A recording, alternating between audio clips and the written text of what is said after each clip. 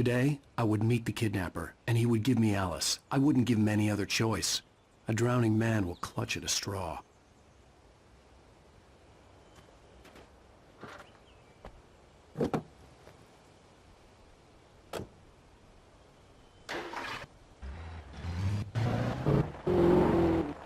Little by little, without realizing it, I'd come to believe that the story in the manuscript was coming true. The current of its narrative had taken me deeper and deeper into dark waters. Alice had been taken from me. Barry was probably in jail. I was a fugitive from the FBI. The whole world taken over by the Dark Presence was trying to destroy me. It all felt real, but it matched a textbook case of insanity. Even during daytime, I was being stalked. The bridge must have collapsed only moments after I'd crossed it.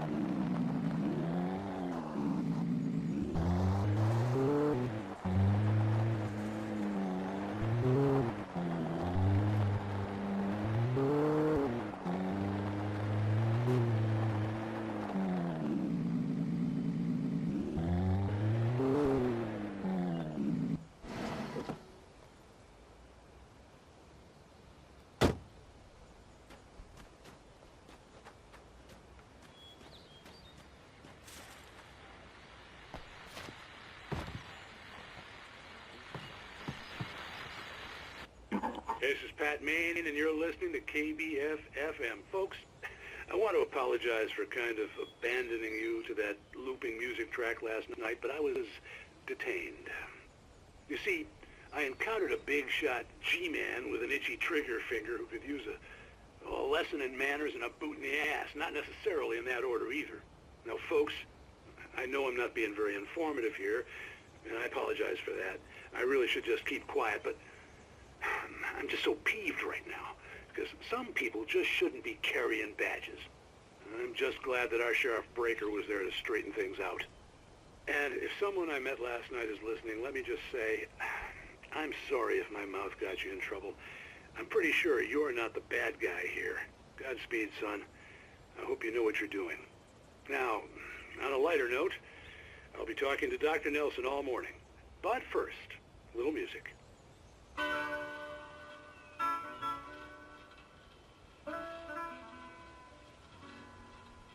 Nobody cares about me. Ain't even got a friend. Baby's gone and left me. When will my trouble end?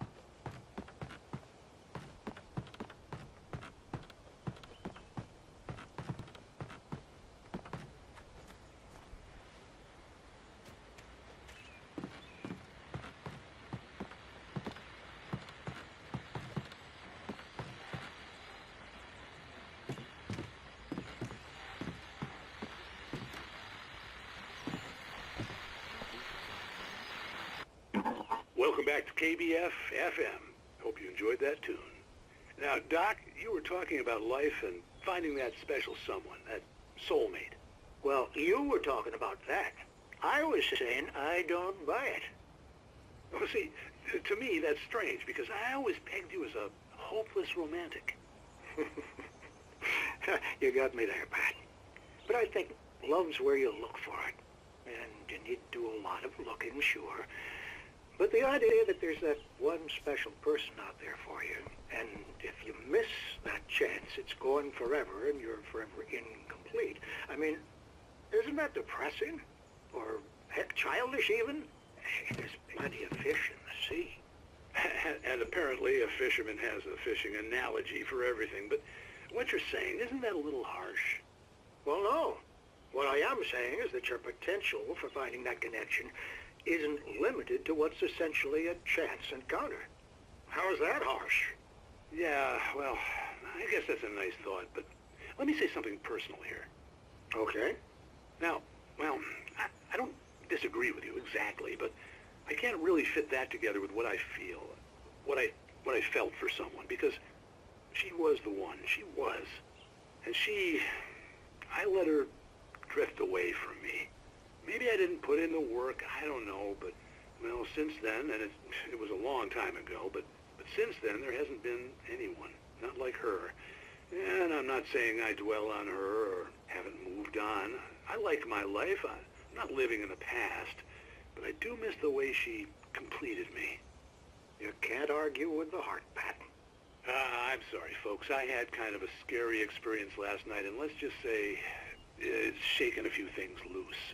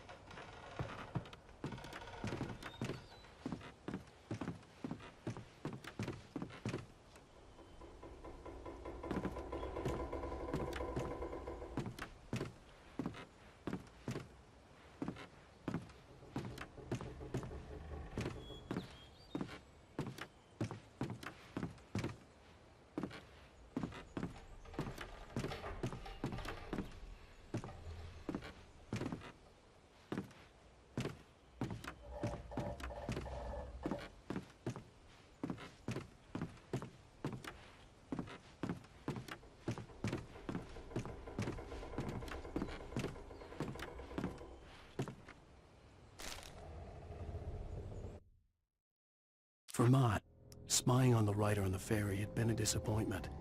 His boss had made Wake out to be something special, but Mott hadn't been impressed.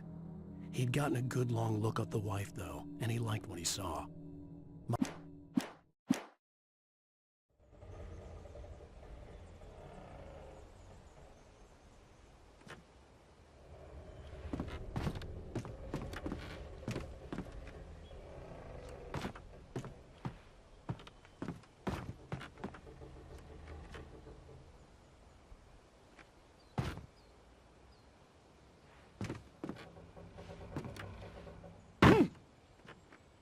I was early. I was supposed to meet the kidnapper at noon in the main building. The coal mine was quiet. It was a museum now.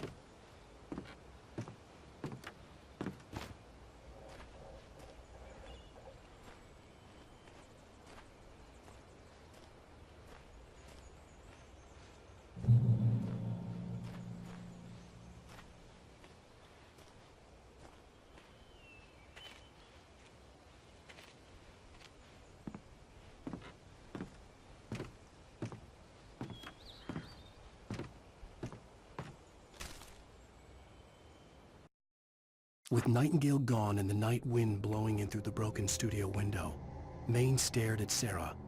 The sheriff looked away. Maine's voice shook with barely controlled anger. That boy's doing more drinking than thinking. I hope you know what you're...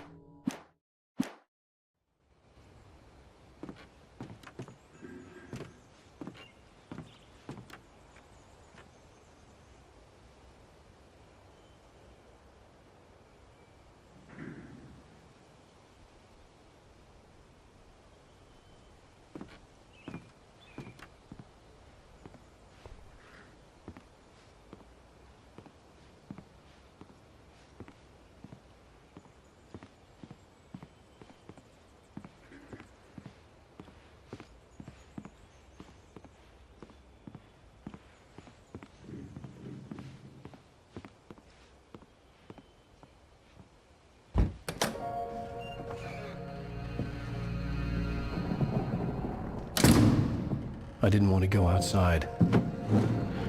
Cops had to be looking for me.